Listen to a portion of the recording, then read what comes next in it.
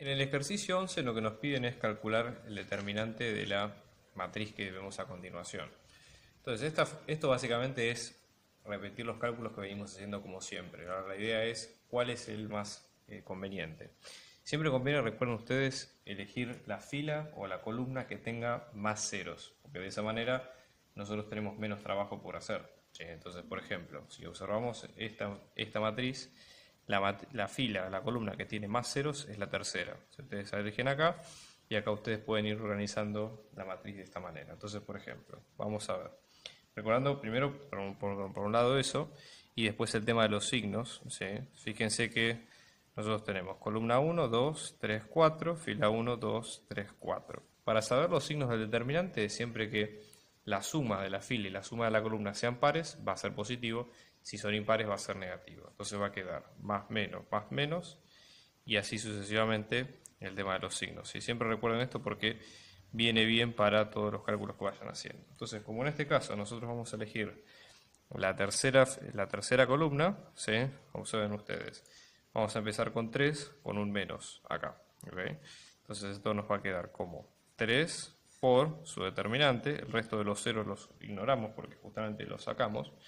Y después para encontrar la fila y la columna, si tapamos la fila y la columna del 3 respectivamente, entonces nos va a quedar, fíjense, en este caso 1, 2, 2, ¿sí? 1, 2, 2, después tenemos 0, 1, 1 y 0, 2, 1, ¿sí? En este sentido. Entonces así nos va quedando el determinante.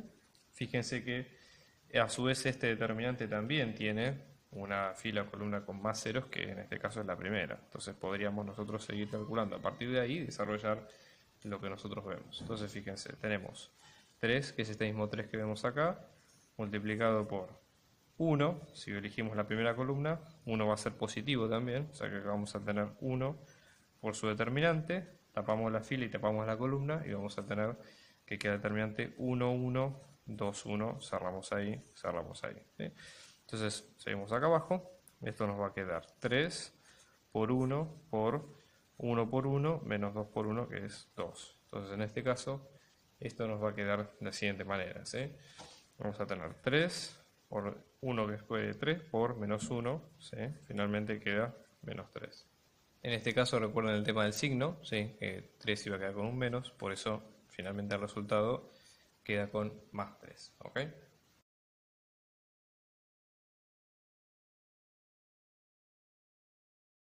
Ejercicio 12, acá lo que nos plantean es lo siguiente. Tenemos una matriz que conocemos, que es la matriz A, y luego la matriz B que no la conocemos, pero que conocemos su determinante. Entonces, la idea es, en base a eso, ¿cómo hacemos nosotros para poder encontrar el determinante de esta cuenta, de a a la menos 1 por b al cuadrado? Y la idea acá es que tenemos que recordar dos conceptos claves determinantes, uno de los cuales es el siguiente. Si ustedes, por ejemplo, tienen una multiplicación de dos matrices, supóngase que también le llamamos A y B como en este caso, esta multiplicación también se puede separar como en el producto entre los dos determinantes por separado. O sea, tenemos determinante de A por determinante de B. ¿Sí? Esto es muy importante. Supongamos la primera propiedad. En el segundo caso, si nosotros tenemos una matriz cuadrada, obviamente los determinantes son siempre cuadrados, pero acá lo aclaramos por las dudas, ¿sí? Y nosotros sabemos que dada A existe, ¿sí? Su matriz inversa, vamos a tener que si su determinante, ¿sí? Va a ser distinto de 0 y el determinante de la matriz inversa es 1 sobre el determinante de la matriz original, ¿sí? Entonces esto sería como la segunda propiedad. Vamos a juntar todas y vamos a tratar de desarmar lo que dice acá aplicando estas propiedades. Entonces fíjense, nosotros tenemos determinante de A inversa por B al cuadrado. Esto lo que nos dice es que tenemos básicamente una multiplicación de tres cosas: A inversa, B y B. Entonces vamos a tener determinante de A inversa por determinante de B por determinante de B. ¿Sí? Este determinante de B por determinante de B se puede resumir como si fuera determinante de B, digamos, calculado, y luego aplicado al cuadrado por fuera. Y si aplicamos la primera propiedad, esto lo que nos va a quedar es que este determinante nos va a quedar como determinante de b al cuadrado, y esto pasa a ser 1 sobre determinante de a, por eso queda como determinante de a. Entonces esta es la cuenta que queremos calcular. Ahora bien, para calcular el determinante de a, tenemos que calcular el determinante de esta matriz. Como hacemos siempre, nuestra idea es arrancar por las matrices que tengan, sobre todo, las filas o las columnas que tengan la mayor cantidad de ceros posible, en este sentido. Entonces acá, supongamos que elegimos la primera fila, que tiene un solo cero, todas tienen un solo cero, respetando también las reglas del resto. Entonces decimos, determinante de a, ¿sí?, nos va a quedar como 1 por determinante 1, 2, menos 1, 0, positivo, más 0 por su determinante, más menos 1 por su determinante, que va a ser 1, 1, 0, menos 1. ¿Sí? Entonces en este caso, fíjense, vamos a tener 1 por 0, que es 0, menos menos 2 es 2, ¿sí? O sea que en este caso va a ser 2, más 0 más menos 1 por menos 1 menos 0, que en este caso queda menos 1. Con lo cual el determinante de a, en este caso, nos va a quedar con 3. ¿Sí? Entonces, reemplazando este resultado arriba con lo que ya habíamos visto al principio, ¿cómo nos va a ir quedando esto? Fíjense. En este caso vamos a tener determinante de b, que es determinante de b cuadrado, que en este caso es 6 al cuadrado, sobre 3, que es el determinante de a.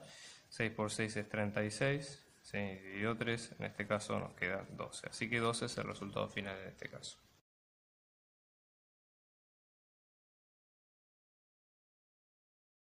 En el caso del 13, ¿sí? Acá nosotros tenemos el subespacio S, que está en forma implícita, y luego el subespacio T, la transformación T, digamos, que está en función de los vectores generadores o su matriz. Entonces, ¿cómo hacemos nosotros para encontrar la transformada de S? ¿Sí? En este sentido. Bueno, la idea acá básicamente es, una de las opciones es tratar de buscar los vectores generadores de S, un vector digamos representativo, y después de ahí despejar lo que necesitemos. Entonces, por ejemplo, busquemos primero los generadores de S. ¿Cómo hacemos para expresar S? En este caso estamos hablando de que está en R2 y nosotros tenemos dos variables, con lo cual lo más probable es que S, su dimensión, esté generada por un solo vector S1. Más probable. Entonces vamos a ver. En este caso decimos x menos 2i, esto es igual a 0, lo cual sumamos 2i de los dos lados, nos queda que x es igual a 2i. Y en este caso, todo x que pertenezca a S va a ser la combinación de esta variable con la otra. Entonces vamos a tener que x nos va a quedar como x, pero x es 2i, entonces vamos a hacer 2i e i, ¿sí? Con lo cual ese x perteneciente a S va a ser en este caso generado por 2, 1, como su espacio. Entonces S va a estar generado por 2, 1, ¿sí? Entonces, para encontrar qué es lo que nos pide el problema, que es la transformada de S, la idea justamente sería aplicar A por T, que es la matriz transformada, por un vector S1 de su espacio. Entonces, en este caso, esto nos va a quedar como 1 menos 2, 2 menos 4, ¿sí? Y en vez de poner directamente el vector 2, 1, como 2, 1 es el generador, tendríamos que poner todos los vectores que sean combinación lineal de este mismo vector. Si es un solo vector, la única combinación lineal posible es si nosotros multiplicamos por un escalar. Es la única forma, digamos, porque es el único elemento que hay. Si tuviéramos más, haríamos una combinación un poco más completa. Entonces esto nos va a quedar 2k, k. Entonces ponemos acá, esto nos va a quedar 2k, k. Y vamos a ver cuánto nos da la imagen. Fíjense, esto es de 2 por 2, ¿sí? Vamos a recordarlo por las dudas. Esto es de 2 por 2, esto es de 2 por 1, con lo cual el resultado va a dar 2 por 1. Entonces fíjense, 2k menos 2k, esto va a ser 0. 4k menos 4k va a ser 0. Entonces la transformada de S va a ser 0 como su espacio, ¿sí? Si lo pensamos como transformación lineal, S es el núcleo de esta transformación.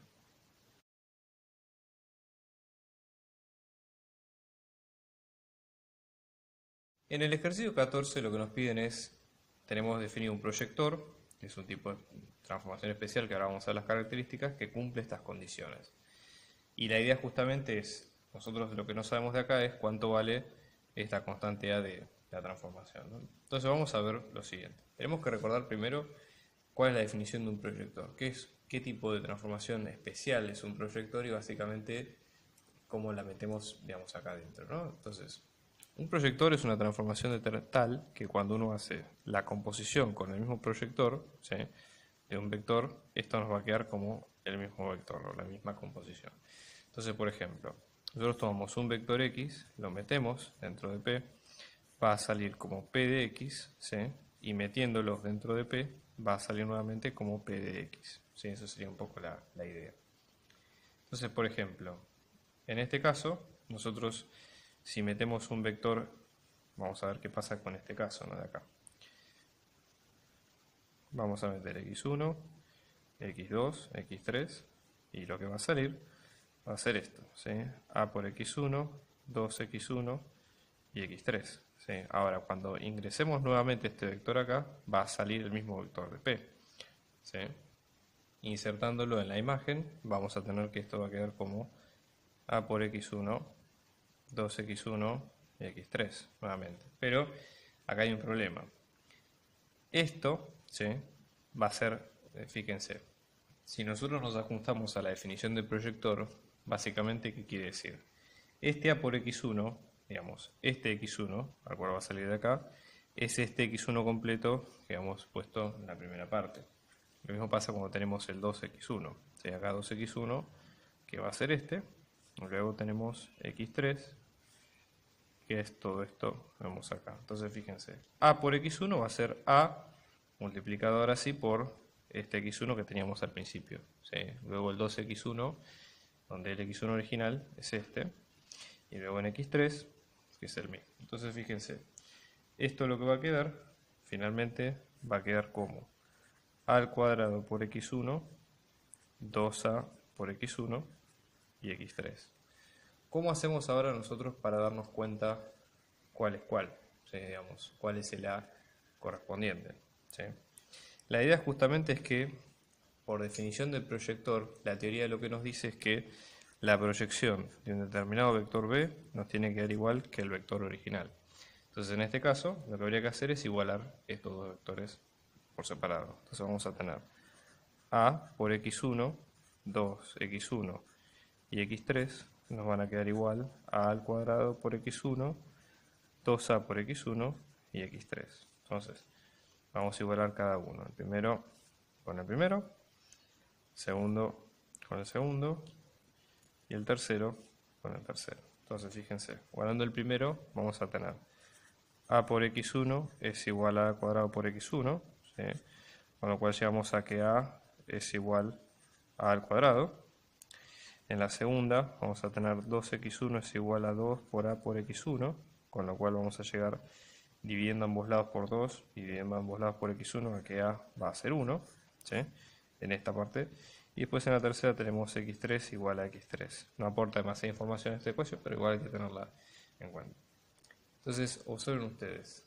De acá, nosotros tenemos que ver cuál es el a. Fíjense.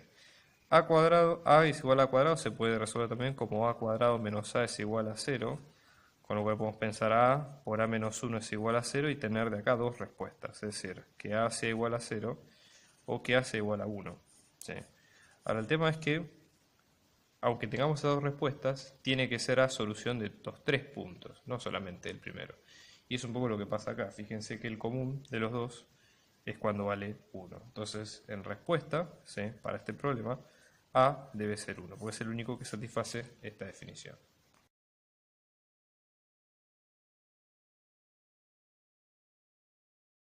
17 de esta transformada que tenemos acá, la idea es ver si es monomorfismo, si es epimorfismo o demás.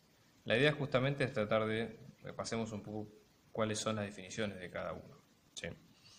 Para que una transformada sea monomorfismo, ¿qué condiciones tiene que cumplir? Básicamente que exista un solo x, tal que la transformada de x, o sea, para un x, haya una única transformada de x. Y esto en general se traduce diciendo que el núcleo de esa transformada va a ser igual a 0. Esa es una de las cosas que se puede decir. Y si es, en este caso, epimorfismo, si nosotros, por ejemplo, tenemos una transformada que va de r a la n a r a la m, ¿sí?, vamos a ver que la imagen de esa transformada va a ser todo r a la m. O sea, la imagen está compuesta de vectores que pueden generar todo el R de llegada. Es una de las formas de verlo. Entonces veamos si esto se cumple para las dos cosas que vemos acá, ¿sí?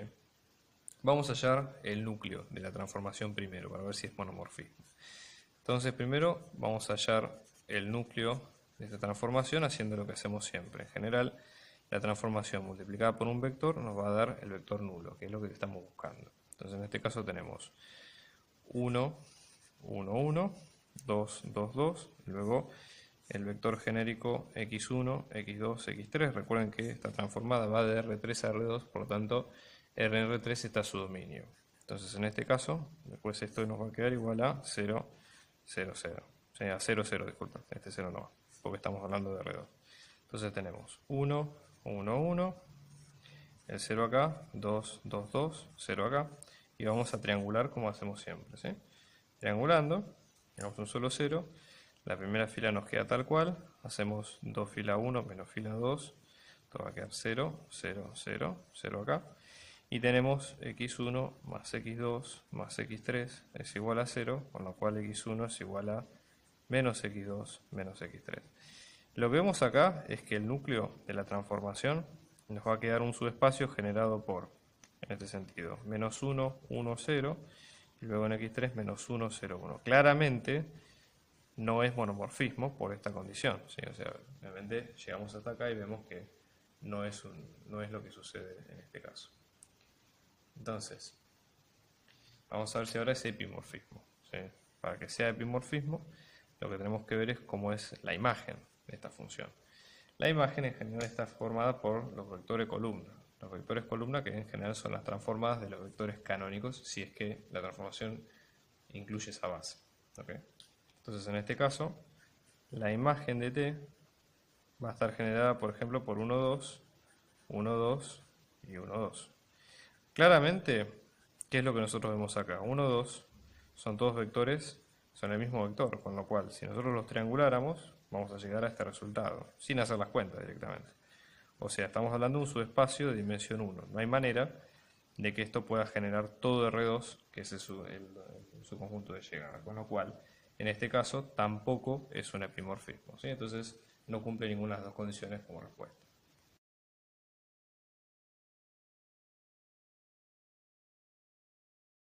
16, nosotros tenemos esta transformación que va de R2 a R2, ¿sí? Con una simetría respecto de la recta y igual a x. Entonces la idea es encontrar cuál es la transformada inversa de esa transformación. Es decir, así como nosotros buscamos la simetría respecto de la recta igual a x, ¿cómo se hace para buscar la simetría o el efecto contrario? Para esto nos conviene, una de las opciones es tratar de dibujar el plano y ver cuál es esa simetría que estamos buscando. Entonces, por ejemplo, en este plano, nosotros acá tenemos la recta igual a x, vamos a buscar cuáles son esas simetrías.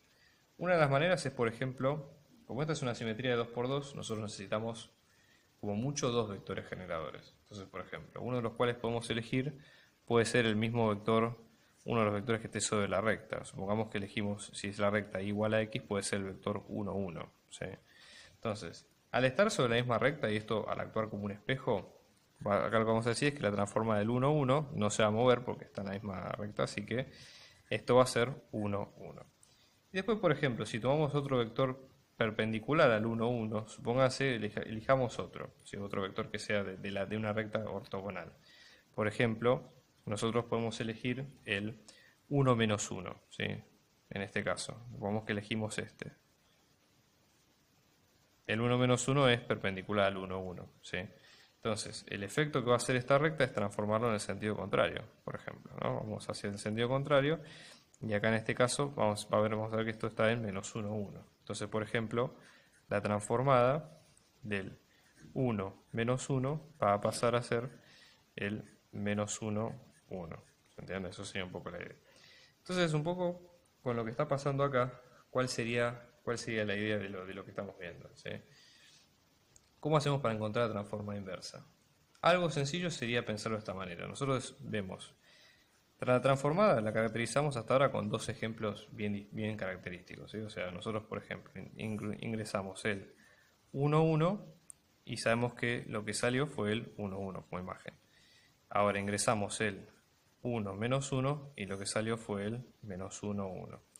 La transformada inversa, la idea sería que haga exactamente al revés. Es decir, nosotros por ejemplo metemos el 1, 1, va a salir nuevamente el 1, 1, y si metemos el menos 1, 1, lo que va a salir es el 1 menos 1. Entonces asignándolos vamos a tener que la transformada inversa del 1, 1 nos va a quedar 1, 1 y la transformada inversa del menos 1, 1 nos va a quedar como 1 menos 1. ¿Sí? Y tratar de armar alguna matriz, digamos, que sea en base a esto, como para ver cuál es la forma genérica que tiene esto, ¿no? Entonces, una forma de hacerlo es decir, bueno, las matrices de transformación en general tienen que ver con los vectores canónicos. Es decir, tenemos que encontrar cuál es la transformada la antitransformada, perdón, del 1, 0, ponerlo como vector columna, y la antitransformada del 0, 1 y también ponerlo como vector columna. El 1, 0 lo podemos obtener, fíjense, si nosotros agarramos y sumamos la transformada inversa del 1, 1 con la transformada inversa del menos 1, 1, vamos a tener, esto, la combinación ideal se respeta también, o sea que va a ser la transformada del menos 1 más 1, y después del 1 más 1, o sea que va a ser la transformada inversa del 0, 2, o lo que es lo mismo, 2 veces por la transformada inversa del 0, 1. ¿Sí? Y esto sale de esta suma que ustedes ven acá. Esta suma es la suma de estos dos, o sea vamos a tener 1 más 1 que es 2 y 1 más menos 1 que es 0. Por lo tanto, la transformada inversa del 0, 1 nos va a quedar como 1, 0. Eso ya es como dato, nos sirve. Y luego que tenemos la transformada del, ¿cómo logramos encontrar la transformada del 1, 0, por ejemplo? ¿Sí? Supónganse que ahora hacemos al revés, restamos estos dos, o sea, hacemos transformada inversa de menos 1, 1, menos la transformada inversa del 1, 1, esto lo que nos va a quedar es la transformada inversa menos 1, que nos va a quedar menos 2, 1 menos 1 que nos queda 0, o lo que es lo mismo, menos 2 por la transformada inversa del 1, 0. ¿Sí? Y después, restando estas dos, ¿sí? Justamente vamos a tener 1 menos 1 que se va a hacer 0, menos 1 que se hace menos 2. Con lo cual, menos 2 por la transformada inversa del 1, 0 nos va a quedar así. Lo mismo que vamos a tener que la transformada inversa del 1, 0 va a ser 0, 1. ¿Sí? Entonces ahora vamos a ver cómo podemos caracterizar esta transformación. Entonces, como detalle, acá que tenemos ambas transformadas, fíjense, lo que vamos a hacer es poner la matriz de transformadas, va a ser la transformada del 1, 0 en vector columna, que es el 0, 1, y la transformada del 0, 1 en vector columna, que es el 1, 0. Y acá lo que nos pedían es hallar la antitransformada o la transformada inversa de cualquier vector xy del plano, o sea, cualquiera. Entonces vamos a hacer, en este caso, a de t inversa por x, ¿sí? Vamos a tener 0, 1, 1, 0, multiplicado por xy. Vamos a ver cuánto nos da esto el resultado, ¿no? Entonces, haciendo la cuenta, esto vamos a tener 0 por x más y por 1, que es y, x por 1 más y por 0, que nos queda x. Con lo cual, la transformada inversa de cualquier vector de xy nos va a quedar como ix, que es el resultado de este ejercicio.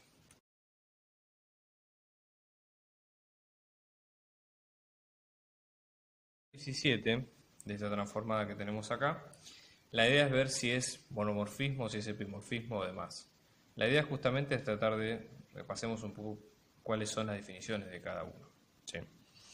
Para que una transformada sea monomorfismo, ¿qué condiciones tiene que cumplir? Básicamente que exista un solo x, tal que la transformada de x, o sea, para un x, haya una única transformada de x. Y esto en general se traduce diciendo que el núcleo de esa transformada va a ser igual a 0. Esa es una de las cosas que se puede decir.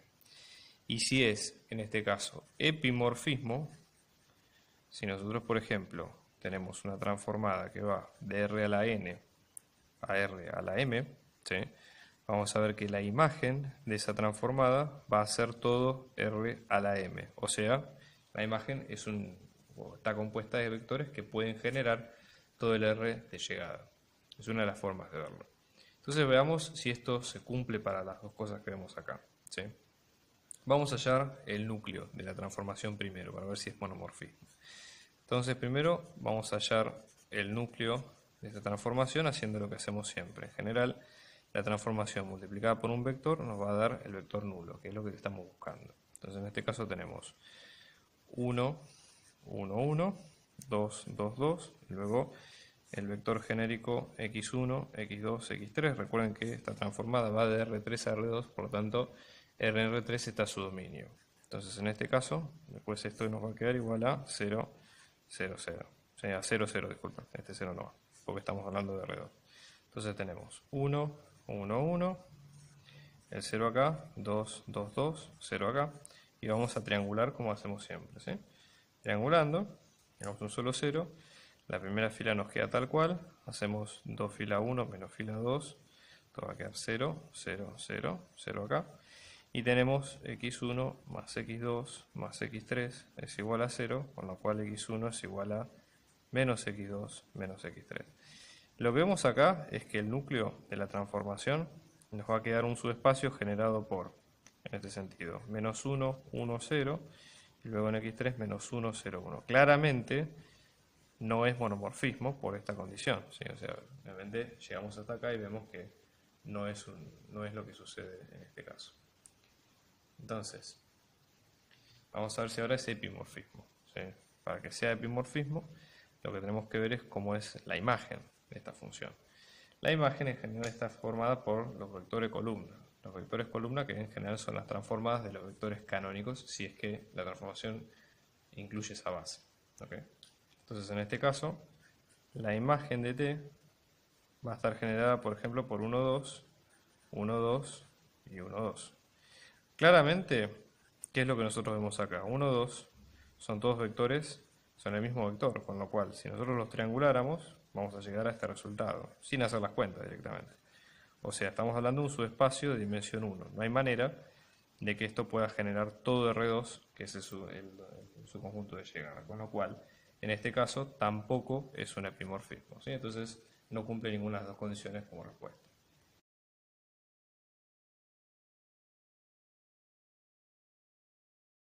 Ejercicio 18, nosotros tenemos esta matriz donde básicamente es una transformación de R2 a R2 con esto que es una rotación en sentido contrario a las agujas del reloj. Y la idea es decir, bueno, de esta transformación hallar cuál fue el ángulo que generó esta rotación, ¿sí? ¿Qué es importante recordar acá? ¿Cuál es la matriz de transformadas de una rotación de estas características? Nosotros vamos a la teoría, la matriz de transformadas nos va a quedar como compuesta por coseno del ángulo que hay que rotar, menos seno del mismo, ¿sí? Seno del mismo ángulo y en este caso coseno del ángulo, ¿sí? Todos estos. Entonces la idea sería justamente igualar componente a componente para despejar lo que nosotros estamos viendo acá. Fíjense. Coseno es igual a menos raíz de 3 sobre 2. Este dato es el mismo. Coseno es igual a menos raíz de 3 sobre 2. Luego tenemos seno que es un medio y menos seno que es menos un medio. Con lo cual en limpio podemos sacar dos ecuaciones de las 4, ¿no? Vamos a tener coseno de tita, que nos va a quedar menos raíz de 3 sobre 2. Y luego seno de tita, que nos va a quedar un medio. ¿Qué ángulo, en este caso, puede ser que nos dé estas condiciones? ¿Sí? Bueno, la idea justamente es despejemos los dos, ¿sí? Despejemos los dos con la calculadora y vemos más o menos cuál es el que... justamente acá vamos a tener 4 respuestas, pero la respuesta correcta es la que sea la intersección de las dos. Digo 4 por 2 por coseno y 2 por seno, ¿sí? Entonces la que sea la intersección de las dos nos va a llevar a lo buscado. Entonces, por ejemplo, en este caso, para el coseno, o por ejemplo para el seno, que nosotros aplicamos arcoseno de un medio, 0,5, esto nos da 30 grados, ¿sí? Pero a su vez, para el seno, 30 grados en radianes, acá vamos a tener dos respuestas, ¿no? 30 grados en radianes, estamos hablando de pi sobre 6. Pero también la otra respuesta es de que va a ser pi menos lo que nos dé acá, que es menos pi sobre 6. Fíjense, pi es 180, 180 menos 30 que son 150 y el seno es 150 que nos da 1,5. O sea que tenemos dos respuestas posibles. Pi sobre 6 o 5 sextos de pi. Entonces, por ahora las dejamos en stand-by. Vamos a ver qué es lo que pasa con coseno, ¿sí? Fíjense, vamos a resolver para coseno, vamos a tener dos respuestas también. La primera es la que nos da la calculadora. Fíjense, Para coseno de esto, aplicamos arco coseno, ¿sí? En este caso, arco coseno de raíz de 3, vamos a hacerlo bien despacito, menos raíz de 3 sobre 2, cerramos ahí, o sea que esto,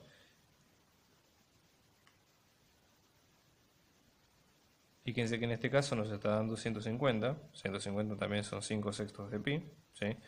O lo que es lo mismo, también en este caso, para el coseno es válido, por ejemplo, si hacemos 2pi menos esta respuesta, que sería 5 sextos de pi, ¿sí? Porque esto ya les digo por propiedad de trigonometría. Entonces en este caso estaríamos hablando de 12, en este caso estaríamos hablando de 7 sextos de pi, por ejemplo. Pero bueno, digamos, la única respuesta que es común a las dos, de todas las que vimos acá, es 5 sextos de pi. Por lo tanto, de las opciones van a tener que θ es igual a 5 sextos de pi.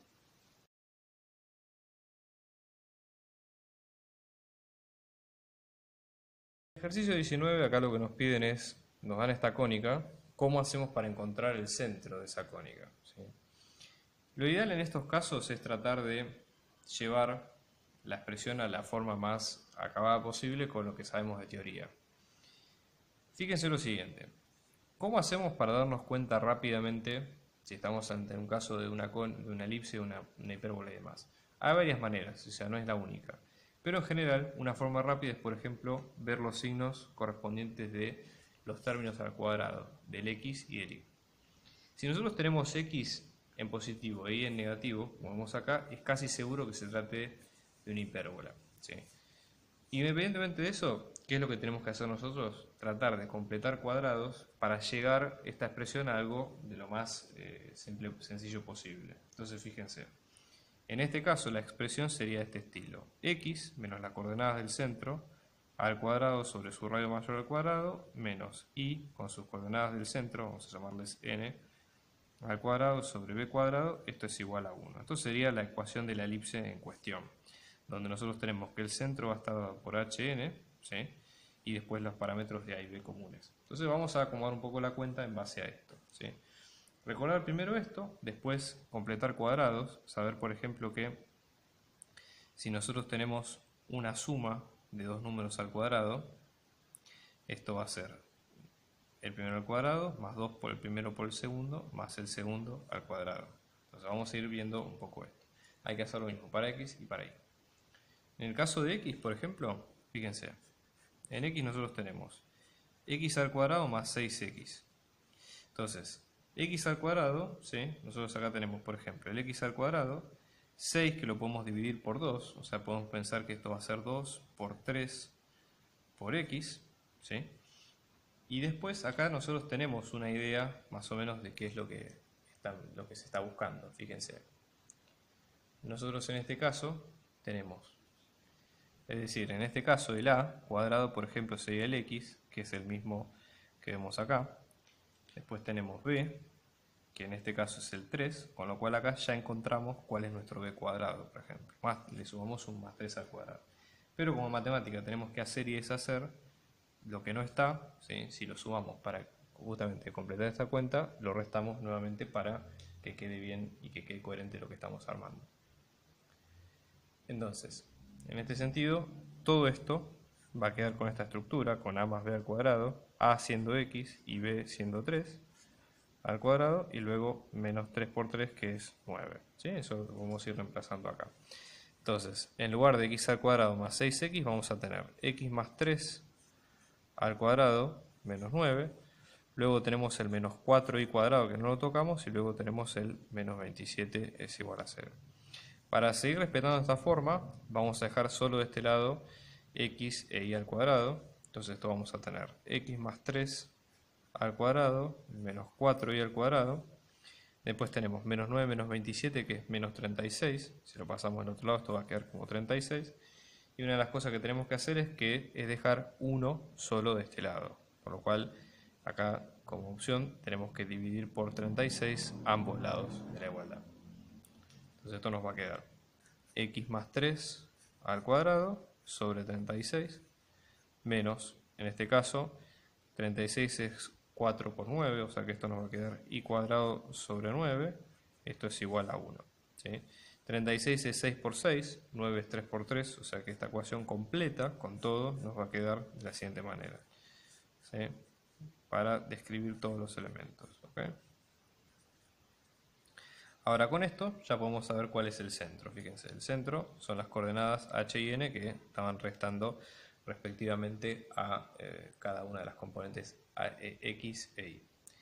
Entonces en este sentido, basándonos en la fórmula, el centro va a tener coordenadas menos 3, 0, ¿sí? Que son los dos números que vimos hasta ahora, pues x menos menos 3 es lo que da este más 3 que vemos acá.